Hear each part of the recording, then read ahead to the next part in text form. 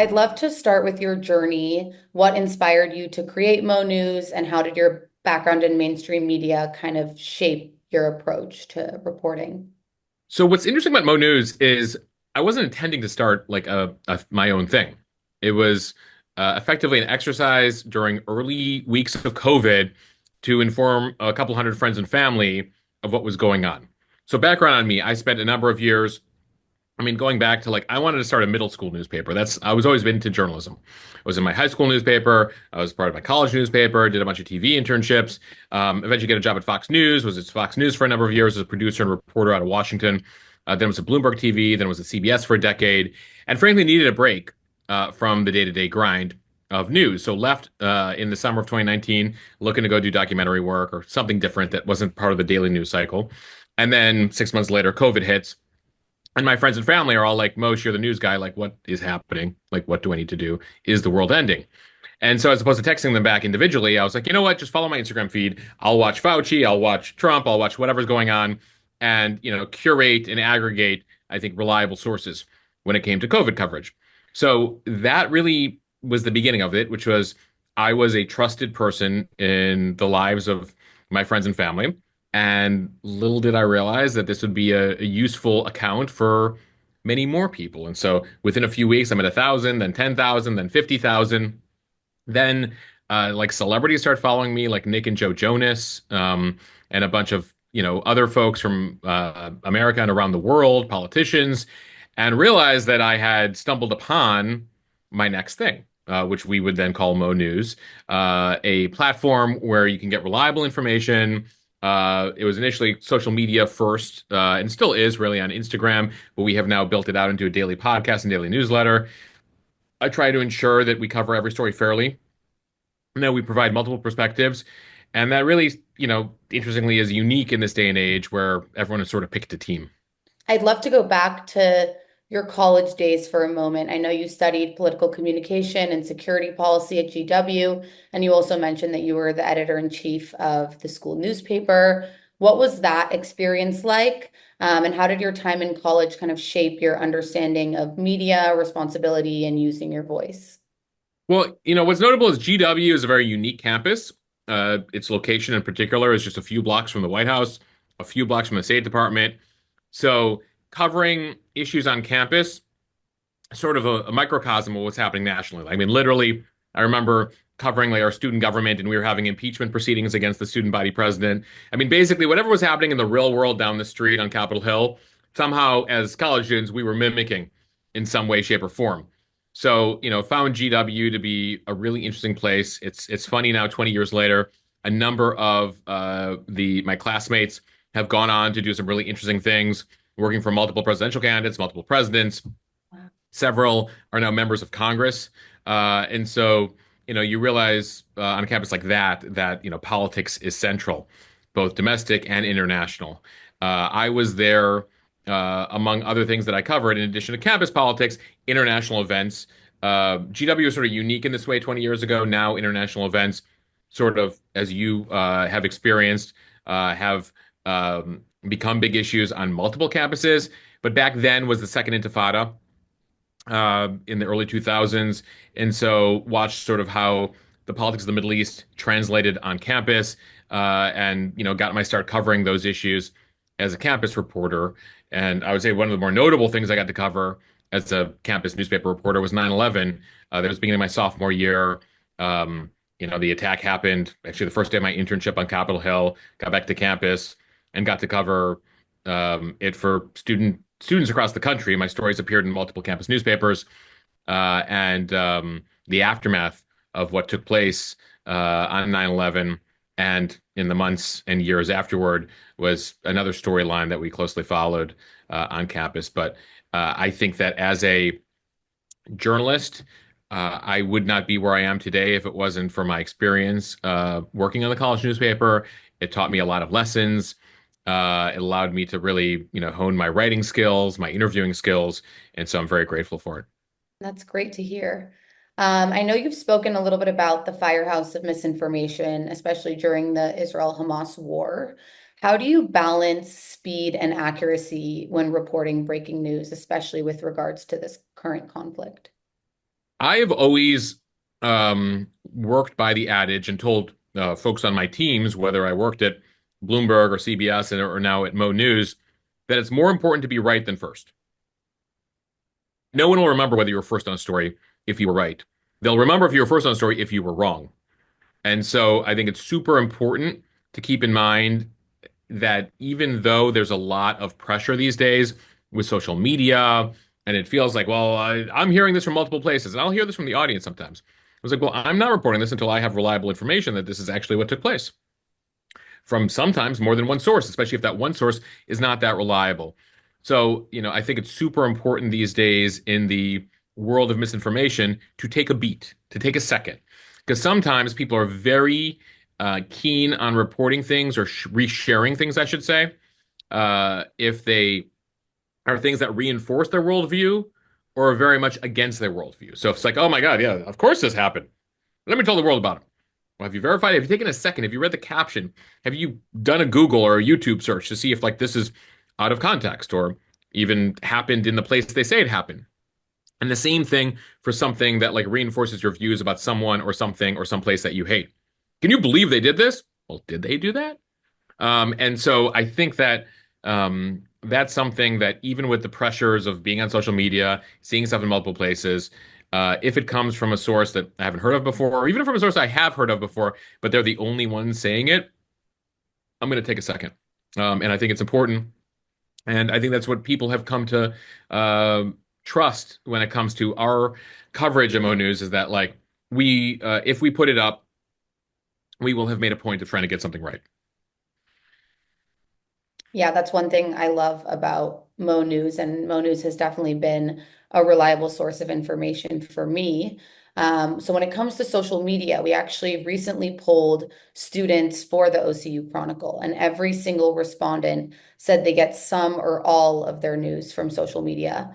As someone who's built a trusted platform on these apps, how do you think this shift has kind of shaped perceptions of the Israel-Palestine conflict and other geopolitical issues? And what advice do you have for young people that are trying to tell the difference between honest reporting and misinformation online? I think that social media is an incredible resource for information, and I think it is also an incredible mess sometimes to navigate through. Not all social media accounts are created equal. Not all, even accounts with people who have some journalism background are created equal. Some people are very clear about their agenda. Some people very much are trying to hide their agenda or claiming that they have no agenda at all, when if you look at their coverage, they clearly do. So I think it requires all of us to be very savvy consumers, not assume anything. Again, look to see if a piece of information, photo, video, is available in more than one place from multiple sources, or it's just one account put something out and everyone is just resharing that one particular image. So we really have to scrutinize the information. And again, oftentimes you will see stuff on social media hours or sometimes days before you see it in mainstream media. And that's where social media is incredibly helpful. But sometimes this stuff on social media never appears in mainstream media, partially because that never happened or it's completely out of context, right? And so I think it is important to follow accounts from a variety of perspectives, perspectives you disagree with, even perspectives that make you angry at times, to give you a sense for like, well, there's I have a bubble of people who agree with me on most things in the world, but like there's a lot of people who disagree. I wonder why they disagree. That's where I think social media can be incredibly useful. I think that you should verify like who's putting stuff out. There's a lot of people who call themselves independent journalists or citizen journalists who have no journalism background whatsoever, right? And I'm not saying there's something wrong with that, but it should lead you to ask more questions about how they're verifying the information that they're putting out there. So I think that again, social media super helpful, but it requires all of us these days not to just take one account's word for something, but dive deeper and do our homework. Yeah, I totally agree. So your recent documentary after the war in Gaza featured deeply human stories, and I really enjoyed watching the documentary. What did you learn from that experience, and did it at all change the way you see the current conflict? So that's a documentary that we actually shot about 4.5 months after October 7th. And now we're sitting here, obviously, 19 months later. And there are certain things that have sort of uh, evolved since then, and certain things that haven't changed at all. Now, I'm very lucky as somebody who has traveled to Israel extensively throughout my life. I have family there.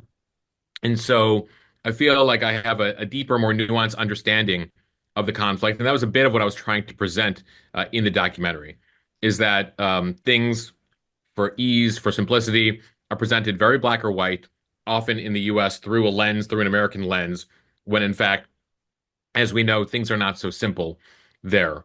Um, and oftentimes, and this is something we try to reinforce to people all the time, people are not their leaders. Countries are not their leaders. In the same way, whether you agree with Trump or disagree with Trump, you wouldn't want the whole world to see the United States of America and the 350 million people who live here through the eyes of how they view the leader of the country. And it's the same way that I think we need to view the Middle East. Israelis are not Netanyahu. All Palestinians are not Hamas, and so on and so forth. And that was a bit of the nuance we tried to bring to the conflict, is tried to give people viewpoints, tried to talk to people who are experts, who've been steeped in these issues, who are willing to be self-critical. And that's key, right? I mean, so many people are activists, and there's a place for activists. But ultimately, what I think is super helpful is getting the perspective of people who are like, yeah, like this is what I believe, but like, yeah, our side, messed this up or messed that up, or like there's a way to approach this.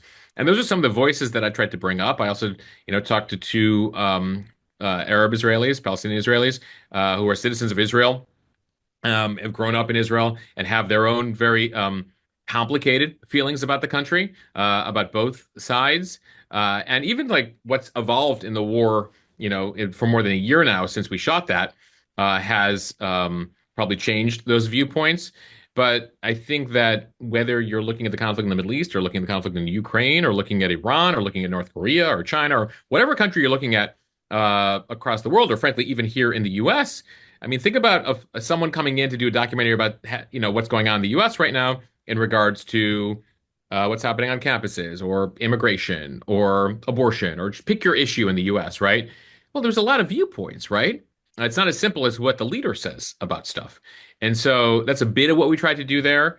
And I think it's super important as people approach that particular conflict, but really all conflicts around the world, that they try to take a moment to listen to voices from those places who actually have lived experience there, as opposed to activists here in America. Yeah, I think you bring up such a good point about listening to both sides. In your conversation with Khalil Sayer, a Palestinian from Gaza, you really modeled civil, nuanced dialogue in such a beautiful way. And I wonder what advice you have for students who want to engage in that kind of dialogue at a time where campuses feel really hostile and those conversations can be hard to have.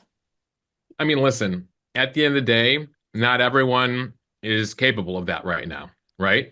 I think the best you can do is try and understand that some people are fully able to actually engage in a nuanced conversation.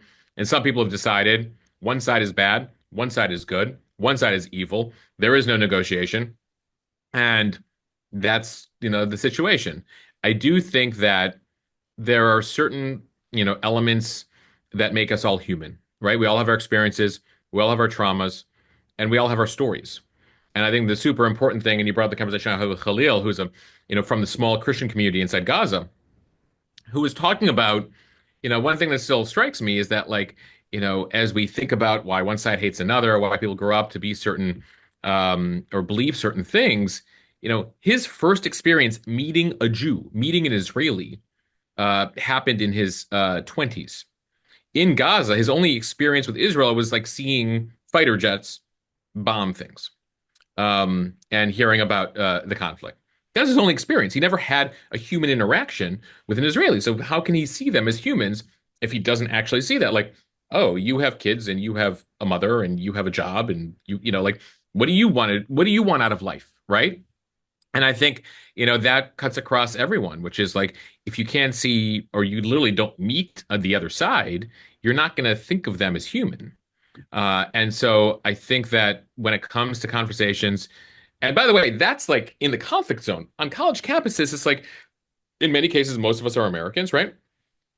From the same place. In many cases, maybe neither side who are protesting against each other have been to the region or only to the region once, but there's a lot of room for dialogue and there's a lot of room for questions of why before you attack or before you try to prove someone wrong. Why do you think that? Where did you learn that? Um, what do you think the solution should be? Do you think that's realistic? How would it feel if, you were this person? I think, again, some people understandably are very emotional about these issues. Understand, right? Some people might be directly impacted, might have had friends or family die or are injured in the conflict. But I think beginning from a place of curiosity. We need to kind of have these conversations in a curious way, and in a setting that's more conducive to them.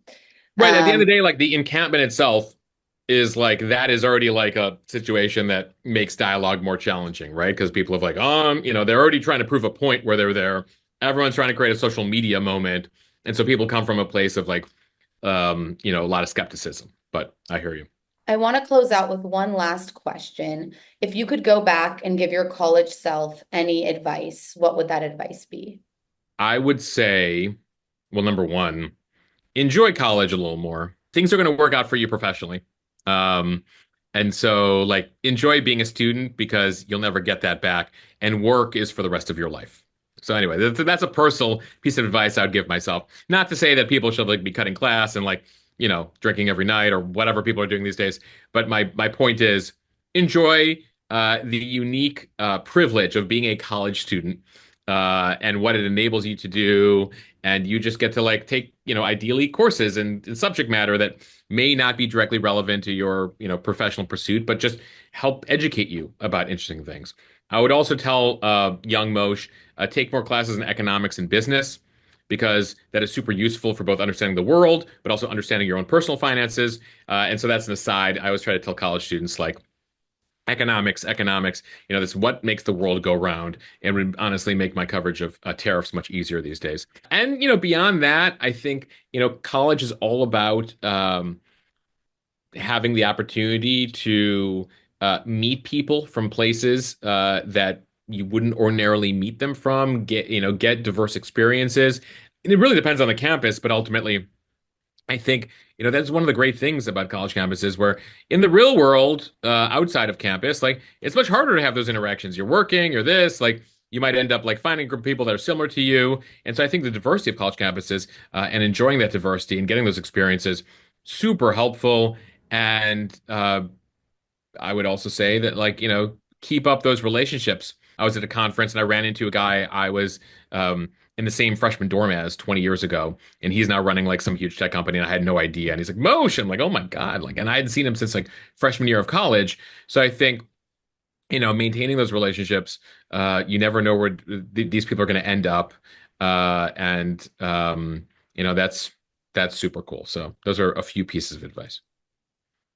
Thank you so much. Everything you shared is so valuable, and I'm so excited for the world to hear all of these perspectives and really, really appreciate you for being a part of the OCU Chronicle. So thank you. Thank you. I'm wishing you a lot of luck with it, and let me know if there's anything I can do for you guys.